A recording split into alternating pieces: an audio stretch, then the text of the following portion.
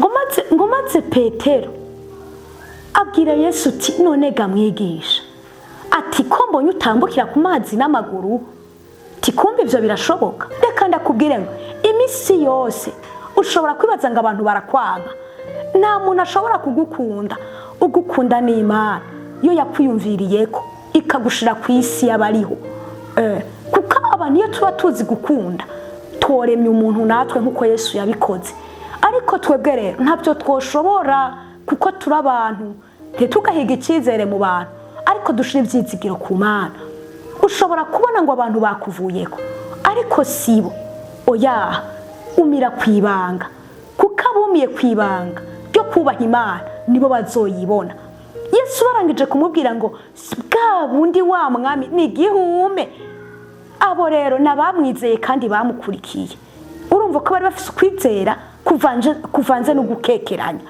ego maze Petero abiravye ati ntituvuge ko ari gihume gusa ntituvuge ko ari gihume gusa tireka ndamubwire nanje ndabigenze nka kurya ari karabigenza ego ushobora kuba ubuzima ubayemwo hari benshi bakwigiyeko kuba barakwigiyeko ni byiza ariko iyo ukoreye mu muhamagaro atari uwawe uraguhitana Petero acabwira Yesu ngo nanje ndaje Yesu uti ngwino Petero atambutse pa ya mbere abona birashobotse atambutse pa ya kabiri abona birashobotse pa igira gatatu aca tangura kunyika aca komindurutse mwigisha ndapfuye Yesu nashimwe none rero nagira ndakubwira umuntu ashobora kukwigirako uyu munsi bigakunda akakwigirako ejo akabona birakunze ariko ibyagukundiye wewe agasanga biramuhitanye ntutakaze ibyizigiro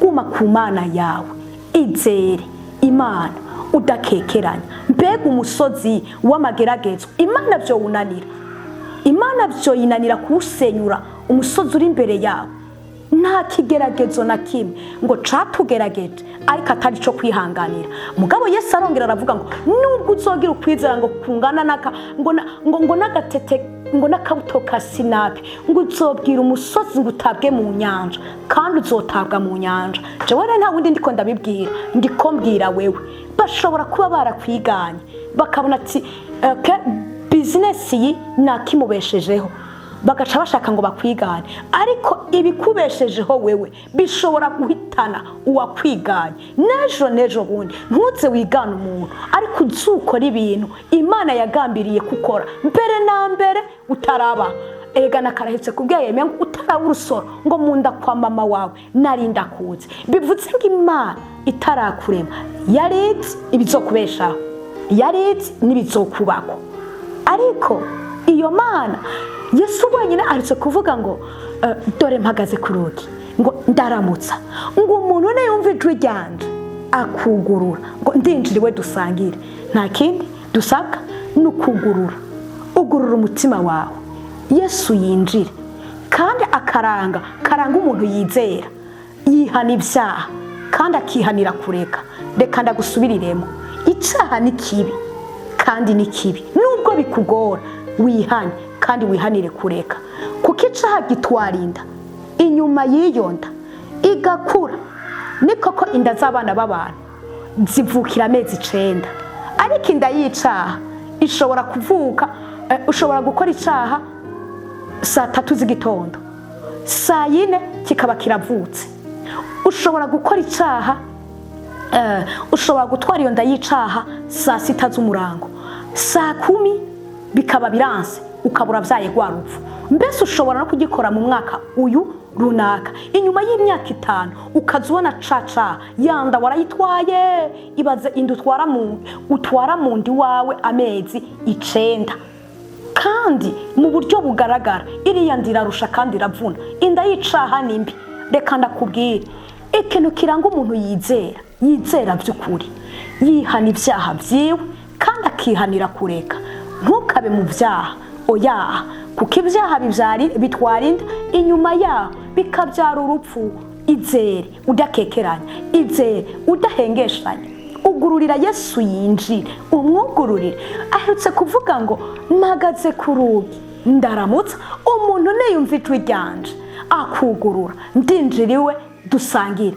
Nta muntu n'umwe yasangiye na Yesu yagumye nkuko yari ameze. Usangiye na Yesu urwaye wakira gukira, usangiye na Yesu wari nyarucari uva mu ihanga, usangiye na Yesu wiga ntubitore uca ubitora. Ndakubwire ngo ukwizera kwawe ko kugeza kure cyane, ukwizera kwawe ko kugeza aho abavandimwe bawe batigeze bagera. Ushobora kuba uri imfura ukagera aho batoya bawe batazigera bagera. Ushobora no kuba uri umuhererezi ukagera aho imfura, abakurikira imfura gushika kuri uri umuhererezi batigeze bagera kubwo kwizera kwawe. Reka ndakubwire rero ngo muri iki gihe turimo ukwizera kwawe kube kwinshi cyane gusumba ugukekeranya. Ntukekeranye ariko wizere.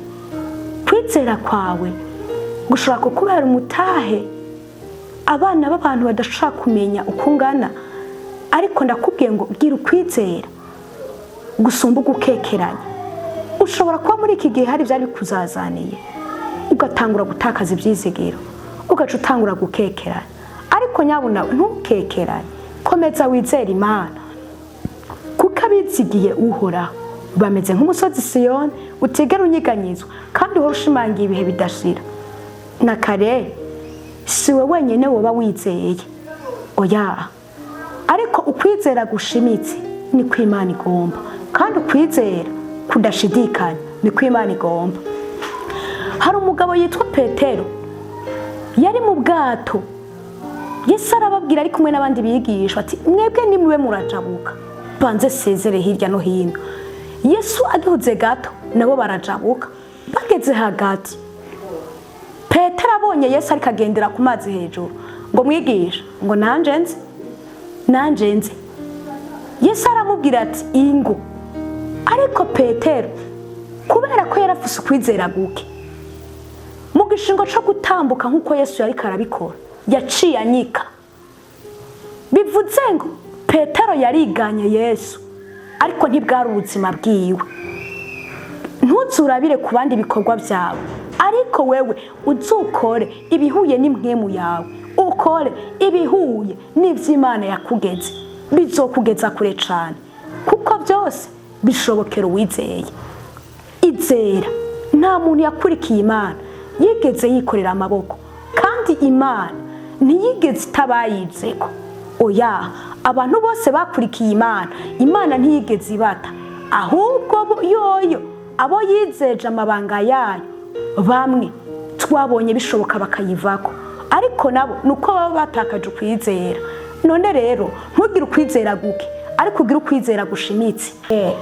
Yesu iyo umwizigiye cyangwa umwizeye ntushobora, aho uciye hose barabimenya ko wahuye na Yesu. Uhuye na Yesu birahinduka. Uhuye na Yesu byinshi cyane birahinduka. Noneho nka kumwe nawe ubizi ibyo utazi nabyo, gusa Yesu arahindura, kandi Yesu atanga amahoro, kandi Yesu atanga ubuzima. Wugururiye Yesu ntushobora kurarurarira nkuko wahora urarurarira. Uronka itiro ugasinzira. Ikindi kintu ngomba kukubwira, ugomba kuba umuntu w'umunyantwari, umuntu w'umunyenkomezi, umuntu atigera atakaza ibyizigiro. Mbese hahandi inshuti yawe ntuzuyibabaze, wirinde kubabaza inshuti yawe. Uzureke bakubabaze, uwa mbere aza kubabaza, uwa kabiri akubabaze, uwa gatatu akubabaze, mbese n'uwa kane n'uwa gatanu bakubabaze, ariko wowe ntuzubababaze. Ureke bakubabaze, wowe ntubababaze. Ureke bakurize, ariko wowe ntubarize, kuko inyuma y'ibyo hari impera, inyuma y'ibyo hari ukuruhuka, inyuma y'ibyo haba umugisha. Na cyane cyane iyo urugamba rukambye ruba rugiye kurangira.